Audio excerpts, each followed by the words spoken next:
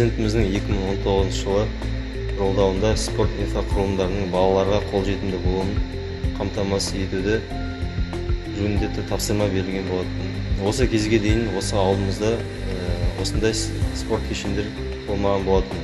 Қазір ауылымызда жас балалар осы спорт кешенде бос уақыттарын тиімді өткізуде. 2020 жылдан бастап осы Жәнібек спорт кешені қолданысқа берілген болатын. Ауылымызда осы спорт кешенде көптеген жарыстар және де аудандық турнирлер, аудандық жарыстар өткізілуде.